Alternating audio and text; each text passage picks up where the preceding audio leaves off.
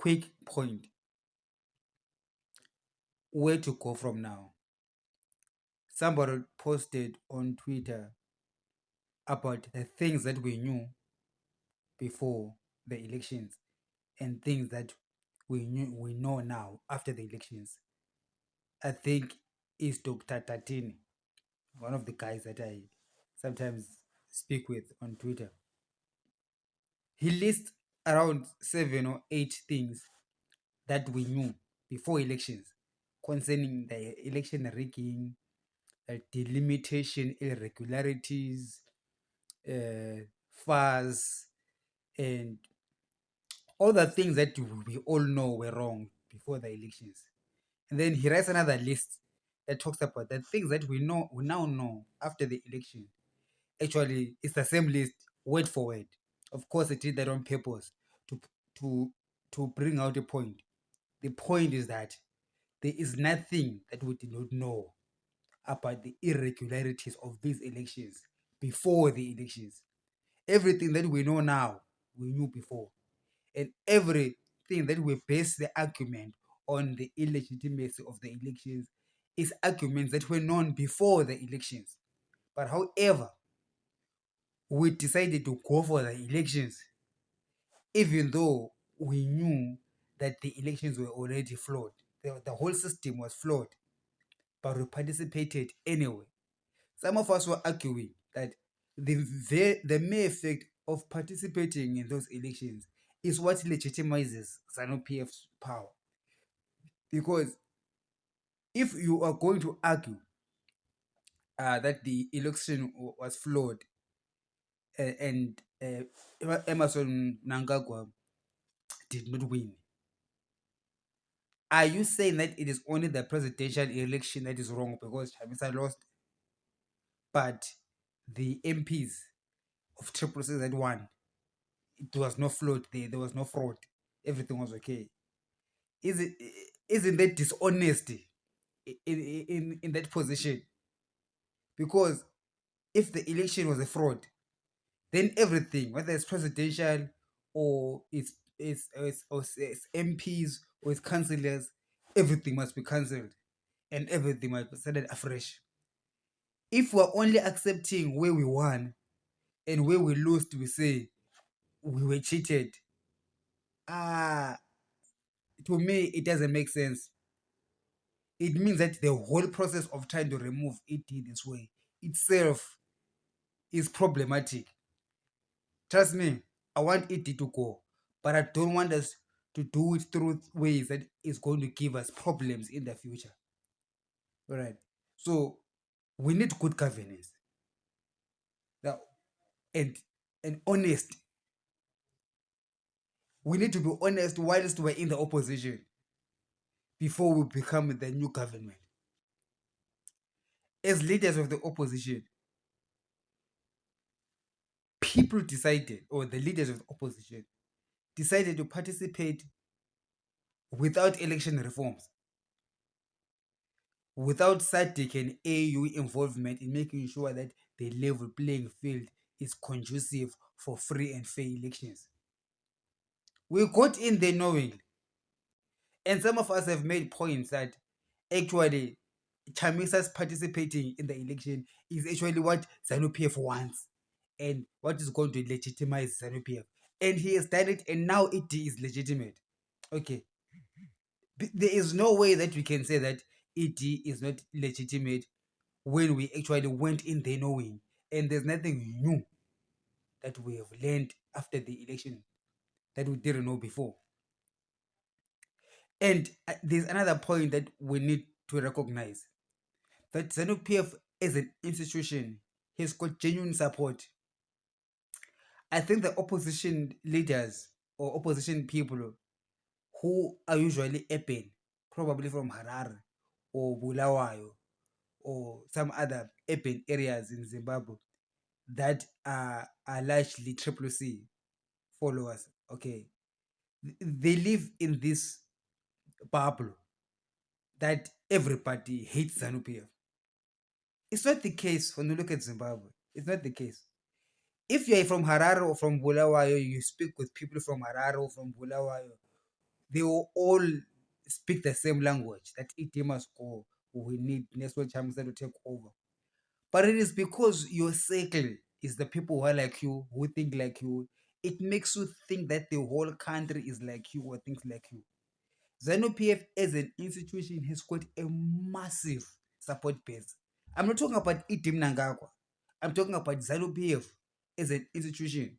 So ED is the 2.3 votes, 2.3 million votes that ED got. He didn't get them because there's 2.3 million Zanu PF voters who love ED. No, there's just 2.3 million Zanu PF supporters who support the system of Zanu PF.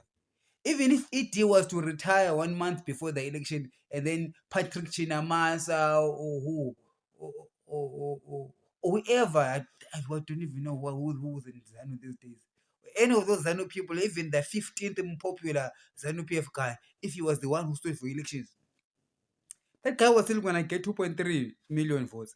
It's the same thing as the Triple C councillors and Triple C MPs in Bulawayo and Harare. They don't win because of their own individual contribution. No, they win because their name is next to Triple C. So the Triple C is an institution. Make sure that if you are resigning, if you are running for MP here in Bulawayo, or running for MP here in Harare, and you're Triple C, you are going to win even if you cannot spell your name. Okay, you are going to win even if you have got nothing. Okay, because it's just Triple C. It's the name that matters. I think we need to understand the voter mentality. Same thing with ZANU PF. It's the institution of ZANU PF. I like to put it across to you this way: that ZANU PF has built a formidable institution that is difficult to beat through elections. As I said, it's not about ED. Even if they put the 20th most powerful guy in ZANU PF, or even the number 50, the 50th, I don't know who you are, or who you can think of. Just go to Goromon, the ZANU PF chairperson, whoever the hell he is, an unknown person, put him president of Zimbabwe. I'm telling you, he was still going to get 2.3 million votes, because those 2.3 million votes are voting for an institution, not for a person. And now I'm going to discuss about how does ZANU PF get those votes, and how Triple C and the opposition can be able to counter that. ZANU PF, let me put it this way. First of all, I want to say that if there is an election rerun between Chamisa and Itim Nangao, and that ZEC is run by non-Zimbabweans who are free and fair, okay, there is a possibility. Trust me on this one. There is a possibility that ED could still win the election. And I'm looking at a disputed election that is quite a possibility that actually ED could have won. Were there irregularities? Yes. Was there voter intimidation? Yes. But perhaps it wasn't even necessary. Because if you look at the institution of ZANU PF and the systems that they've put in place to garner votes, those systems are able to give them enough votes without actually putting extra fake X's. I know we know of okay, the fact that ZANU PF members can vote in more than one polling station tells you how much these people are ready to defend their own institution. It tells you how much they love ZANU PF. And I've been thinking, how are those people able to be manipulated? Let me not use the word manipulated because they do it willingly. They are adults. I've seen that ZANU PF is called financial support systems.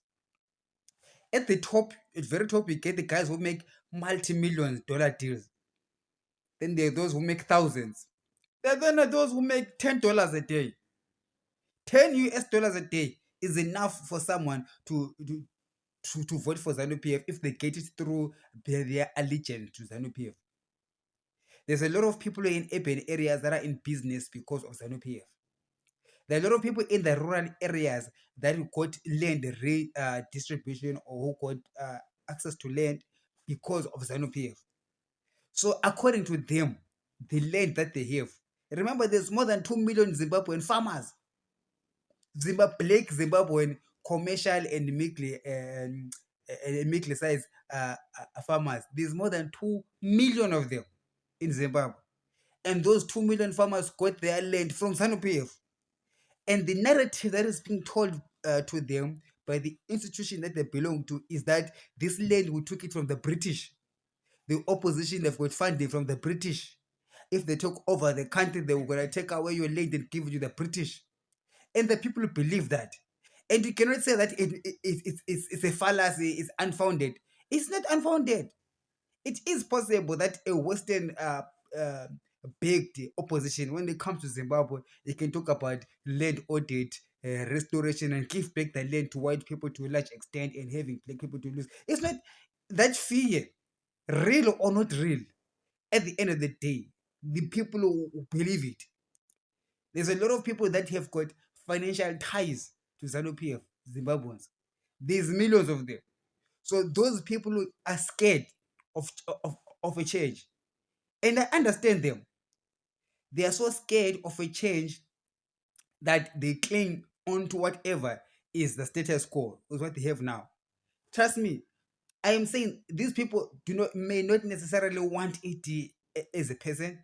Number two, those people might not necessarily like the policy direction where ZANU PF is leading the country to. However, they would rather keep what they have and try to deal with what they have than to attempt a new thing that they do not know about. You see, nobody speak about this in our circles. In our opposition circles, we feel like what we think, what we tell each other is the only truth. These are the lenses that everybody else must look at this political thing through, and we fail to and we underestimate the value of analyzing the lenses of other people and trying to find justification on why they do what they do.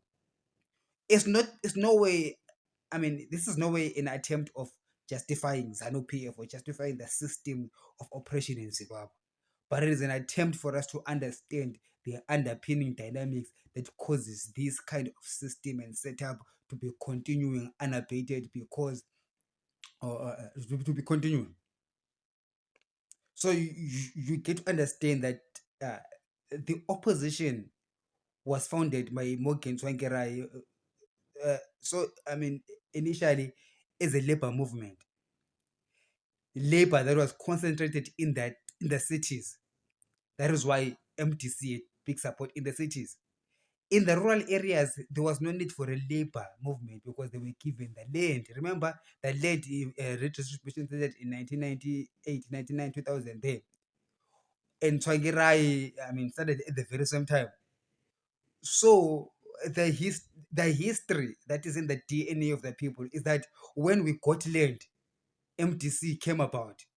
So the people who got land during the time when MTC came up were told that the British are angry and they want their land back. And remember who was sponsoring MTC? It was the commercial white farmers, and they were more aligned with Britain and United States, something which the black farmers had. I mean, the black farmers were in opposition or in a battle with the British led owners in Zimbabwe.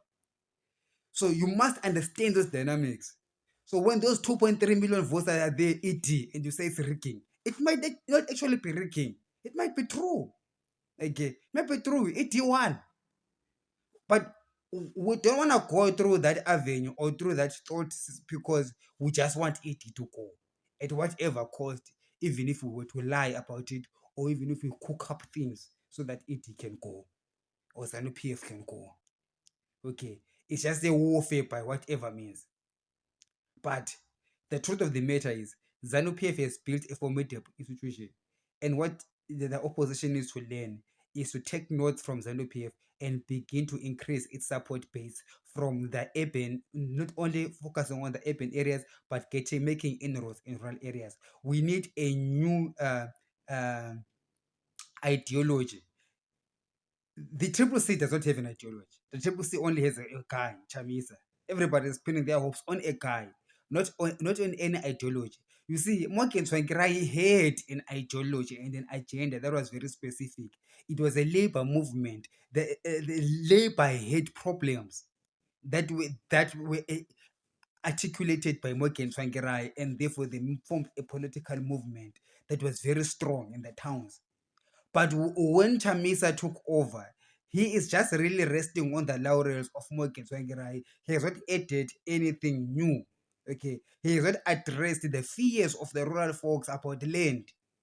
All right, he has not distanced himself from British attempts to retake the land. Right now, we've got the British former British farmers now demanding 10 billion Zimbabwean dollars from our government. They moved from I think it was 1 billion or something. They want 10 billion. All right. Now that is an attack on the black farmers. And when we've got people like Nelson Chamisa and Triple C coming into power, those people get scared. Those people are scared of they are more scared of voting for Triple C than for Zanu PF, because at least with Zanu PF they know what they're dealing with. But with Triple C, they do not know what is going to happen to their farms. You might argue with me and say, no, nothing like that. When Triple C comes in, nobody's going to have their farms taken away from them. That's what you are saying. But that's not what they are thinking or believing. They might be believing the other way around. And because of that, ZANU PF has scored those votes. All right. So I'm thinking we must be very careful when we talk about that the election was stolen. Let's say that the election process was fraud. It was not free and fair. Let's talk about fixing ZEC. Not to say that uh, we accept the results when we won and we don't accept the results when we didn't win. Another point: if ZANU PF is so much of a rigger, how come two of their biggest guys? Let's talk about Scott Sakopanya, number one, big ZANU PF guy. How come, with all the money that he have, why didn't they rig to win? Because Scott Sakopanya is like his friend, one of those guys, top level, gold mafia, every top Ngagara in Zimbabwe. He could have, if he could have manipulated the system to win, but still under this ZANU PF Zeg, he lost. Another guy, Mthuli Ncube, as big as he is. I was speculating that the reason why Mthuli Ncube wanted to be MP is because so that they can make him the second vice president to fill in. They've got this thing that the president must be Shona, the deputy president must be Shona, then the second deputy president must be Ndebele. My speculation is that they wanted him to be second vice president, so they wanted him to win Counterpart. I mean, you're talking about ZANU PF is running the elections, right? They can rig whatever they want. How come they didn't rig for Mthuli Ncube to win? So Mthuli Ncube lost. But if you look at the votes, Mthuli Ncube got over 4,000 votes. He thought he was gonna win because he had a lot of support in Kajupag, but it wasn't enough to overturn Triple C. So Triple C won. So does Triple C accept the win in Kajupag? Would Triple C have accepted the win in Kajupag, the loss in Kajupag if Mthuli Ncube won? They're going to say Mthuli Ncube rigged, right? You're going to say ZANU PF rigged from Mthuli Ncube. But it so happened that Mthuli Ncube did not win. He lost. An election run by ZEC, run by Faz, their people. Still he lost. Even though they're probably eyeing him to be the third most powerful guy in the country. But he lost. He accepted the loss. So I'm saying now, the narrative of rigging, that ZANU PF are rigged and that we must not accept these results, it becomes strange and vague and up to a point where like we say, well, we are the ones who went for these elections when we knew that they were flawed, and at the same time, some of their big wigs in ZANU PF lost. Okay, and they accepted. So Chamisa also lost, but he's not accepting. Uh, so it means we only accept the election results when we won. And if we didn't win, let's just say election results were not, that the election were not free and fair. And then we are using the points that we knew before the elections and the same points that we have now. Let's take a look at the, the the number of seats. Okay, ZANU-PF did not achieve a two-thirds majority, but They've got more seats than Triple C, a lot more. Okay, let me just double check the figures. Well, I'll come back. 136 versus 73. Are you saying that all 136 ZANU PF rigged to win 136? Clearly, there is 136 seats that ZANU PF won. They won because support the Triple C has got 73 that they won. They won because they won there. So what I was saying really, where do we draw the line of this? From here, it's rigging. From there, it's not rigging. We take our wins. And why are we taking? If we're going to take the loss of the presidential loss, why are we taking the loss of all the of the 123? Why are we separating? If you can accept that ZANU PF 123 seats, that is 123 constituencies, and Triple C will accept that they won a mere 73 constituencies. Doesn't it make sense that the one with more constituencies will come out with the most total number of votes? Okay. To me, it makes sense. He had Triple C 130 seats and ZANU PF winning 60 or 70 seats. Then I would say that the results were rigged. But in this case, ZANU PF has got more seats, which means that in more constituencies, people are voting ZANU PF. And in the constituencies where they're voting Triple C did win.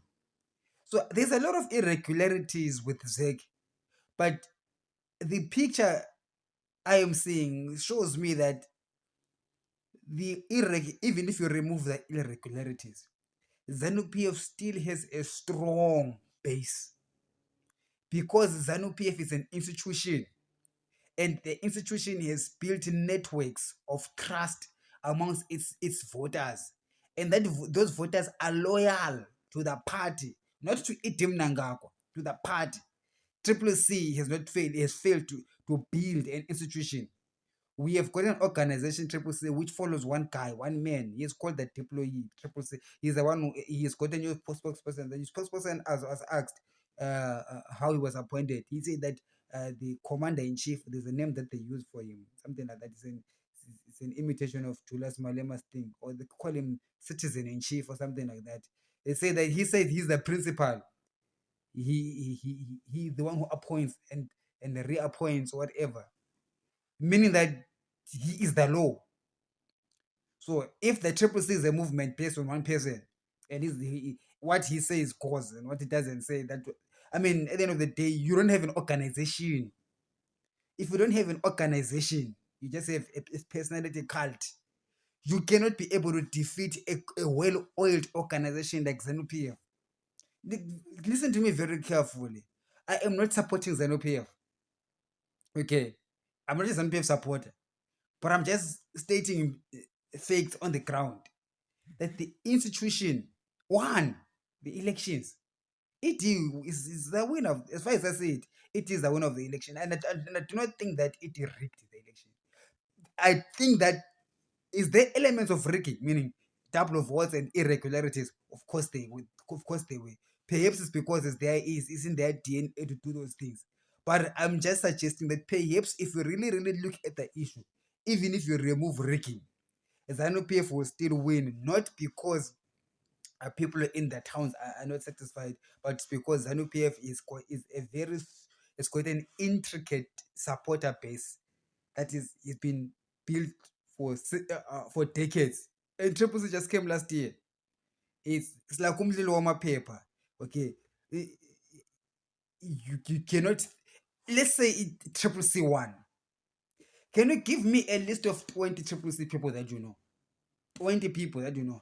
Like there's Chamisa, there's Fatah Mahere, there's new guy spokesperson, there's this boy from Sizinda, there's the there's Tendai BT, there's the white guy David Coulthard.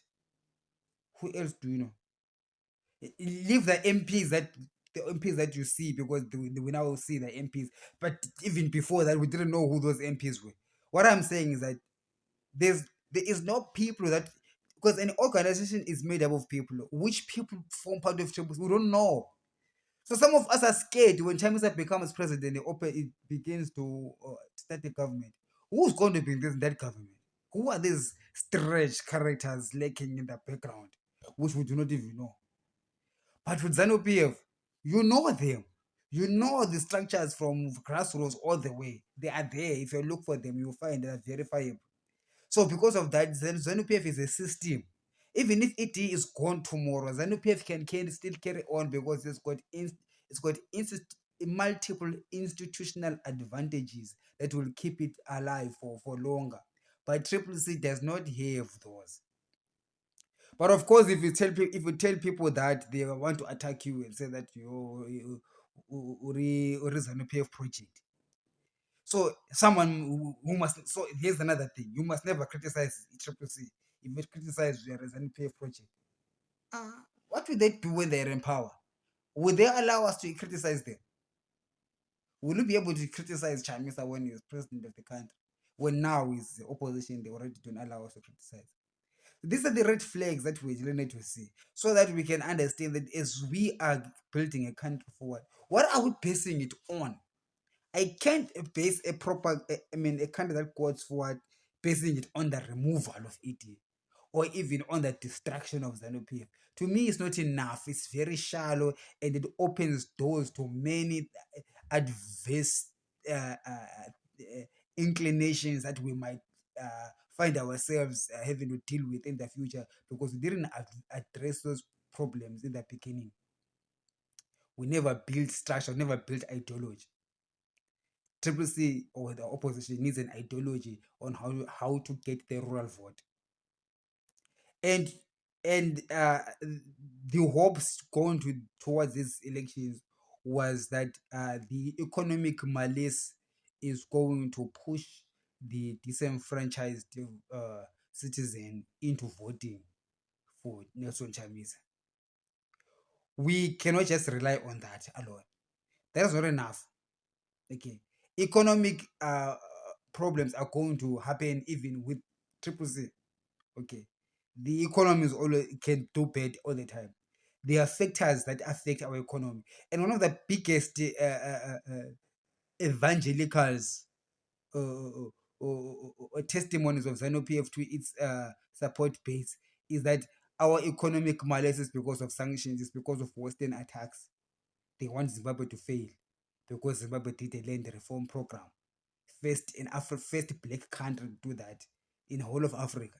So, but is that a lie?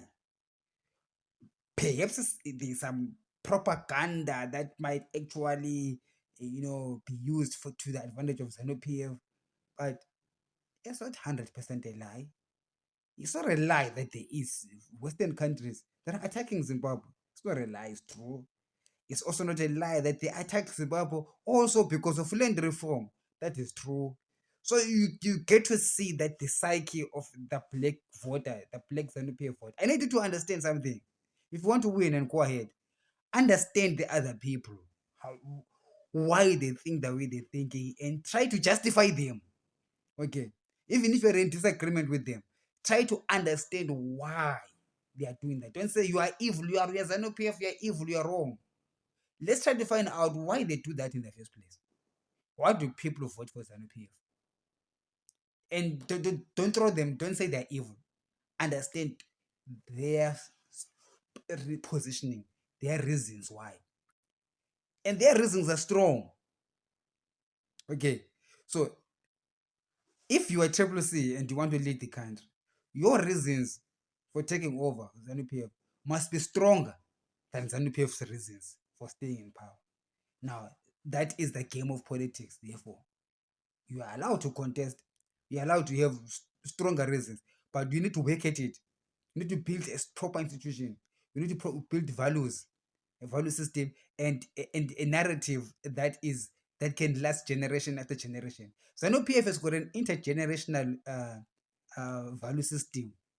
Okay, I'm not being emotional here, and I don't want you to be emotional as well, because a lot of people are very emotional when it comes to ZANU-PF. It's either you love ZANU-PF or you hate ZANU-PF. The people who hate ZANU-PF will never give any space to anybody who speaks otherwise. We must always be blaming ZANU-PF for Kokrawundi. It was a Kokrawundist, and ZANU-PF stolen elections, so they must go. The country is being, but that's it. But that's not the whole narrative. It might be that to you, so that we can become a triple C supporter. But unless you can understand the thinking of the ZANU-PF voter, you will never win them, and you will never be in power unless you understand how to address the needs of the people that vote ZANU-PF, and to create a system that is better than what ZANU-PF has to offer to those people that currently support ZANU-PF. Our country really our economic model is really based largely on agriculture and mining. We've got a largely agrarian economy. That's where we are now. And the millions of Zimbabweans who are in agriculture and mining, in their mind, not in the triple C's mind, in their mind, they are doing well because ZANU-PF is in power. Not Idim Nangakwa, I said ZANU-PF. The difference. In their minds and in their own experiences, that is where the country is.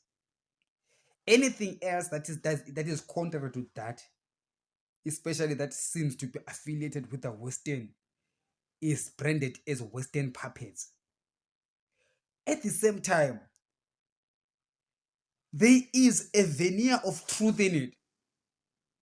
Okay, that indeed some Western spaces would be happy to see the back of ZANU-PF, so that there will be a party that will institutionalize our state resources, design them in a way that will allow Western capitalists to do as they please and undermine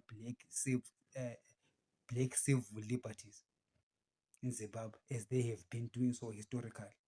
So therefore, ZANU-PF for us is the vanguard party that is protecting those black interests. And ZANU-PF is not lying when they're saying that.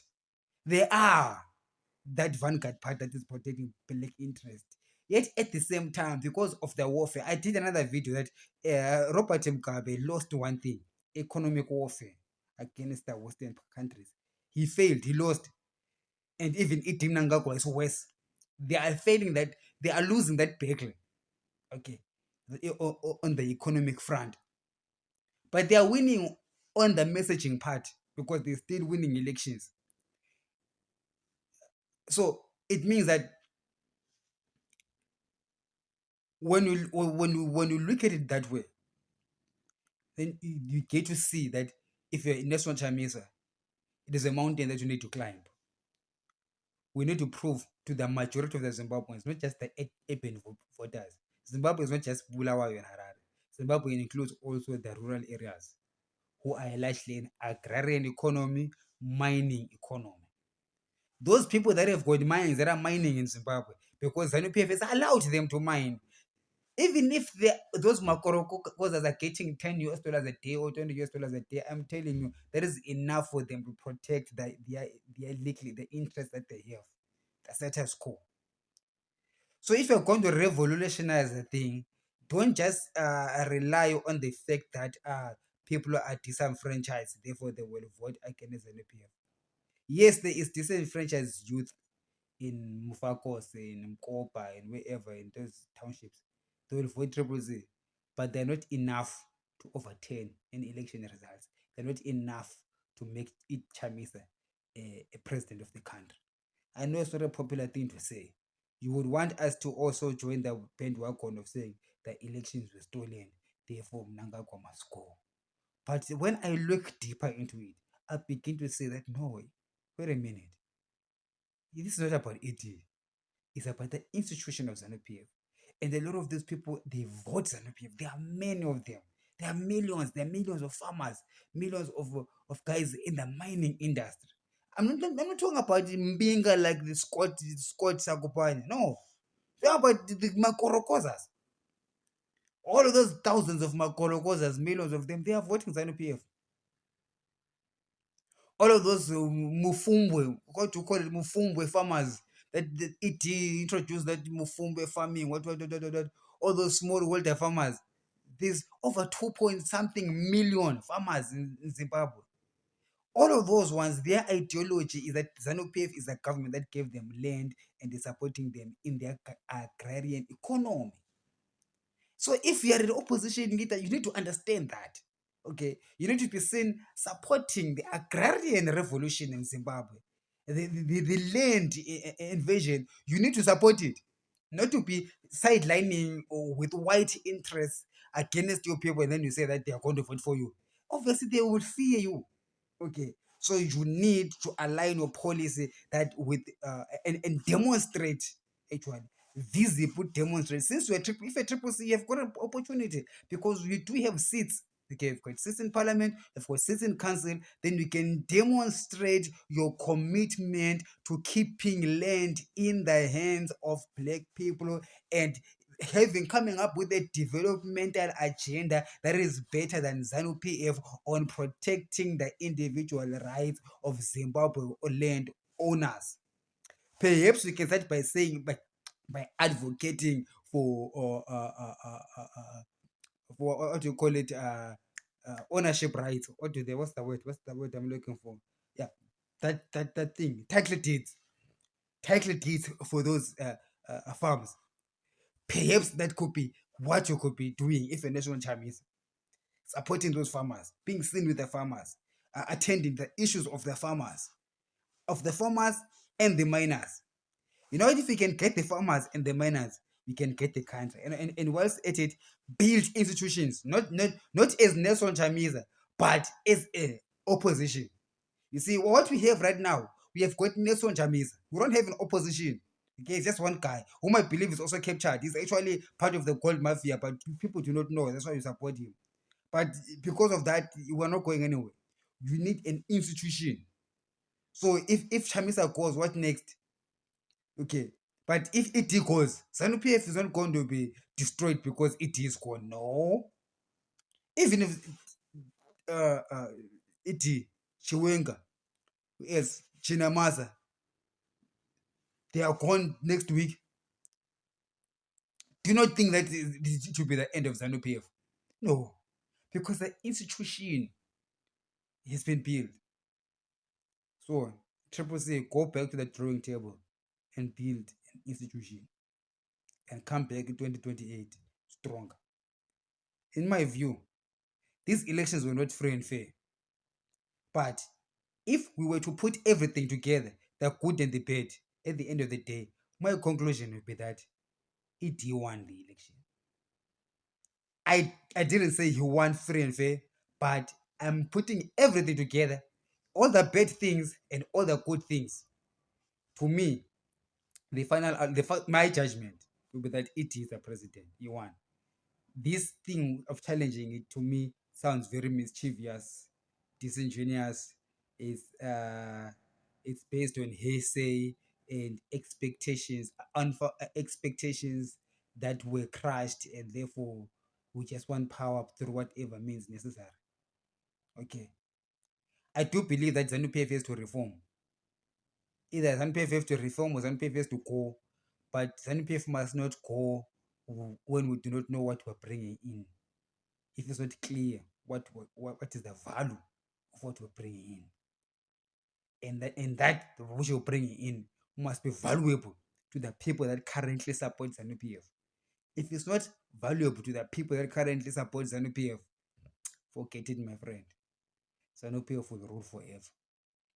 Therefore, we need to build a way forward, and this way forward means incorporating everyone's ideas and build an institution. That is my 2 cents. Have a great evening.